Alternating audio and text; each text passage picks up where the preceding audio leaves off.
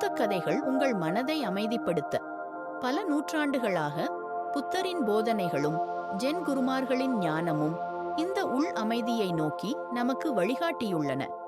காலத்தை மீறிய கதைகள் மூலம் மனநிறைவு, இரக்கம் மற்றும் புரிதலுக்கான பாதை நமக்கு காட்டப்படுகிறது.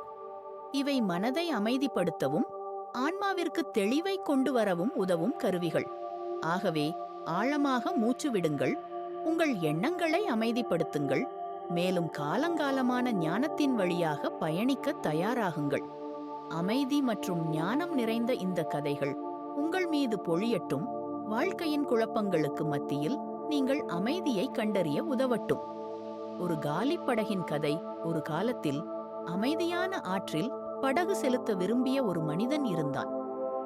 ஆற்றில் மிதந்து செல்வதில், இயற்கையின் அமைதி மற்றும் தனிமையை அனுபவிப்பதில் அவன் மிகுந்த மகிழ்ச்சி கண்டான். ஒரு மாலை, சூரியன் மறையும் நேரத்தில் உலகம் பொன்னிற ஒளியில் மூழ்கியிருந்த போது அவன் தனது படகை ஒரு அமைதியான பயணத்திற்காக எடுக்க முடிவு செய்தான். அவன் மெதுவாக படகு செலுத்தி அமைதியை அனுபவித்துக் கொண்டிருந்த போது மற்றொரு படகு நேராக அவனை நோக்கி வருவதை கவனித்தான். முதலில் அவன் மரியாதையுடன் கவனமாக இருங்கள் என்று கூப்பிட்டான். ஆனால் படகு திசை மாறவில்லை. இன்னும் படகு மோதும் பாதையிலேயே தொடர்ந்து வந்தது. இப்போது கோபமடைந்த அவன், விலகிச் செல், என் மீது மோதப் போகிறாய் என்று கத்தத் தொடங்கினான்.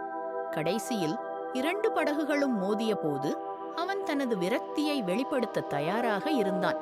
ஆனால் அவன் உற்று பார்த்தபோது அந்த படகு காலியாக இருந்தது என்பதை உணர்ந்தான். உள்ளே யாரும் இல்லை. அது வெறுமனே நீரோட்டத்தால் அடித்துச் செல்லப்பட்டது. அந்த கணத்தில் அந்த மனிதனின் கோபம் உடனடியாக கரைந்தது.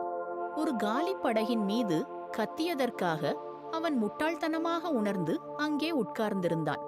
பாடம்: காலிப்படகின் கதை நமது பெரும்பாலான துன்பங்கள் நமது சொந்த விளக்கங்களிலிருந்தும் நிகழ்வுகளுக்கான எதிர்வினைகளிலிருந்தும் வருவதை நமக்கு நினைவூட்டுகிறது.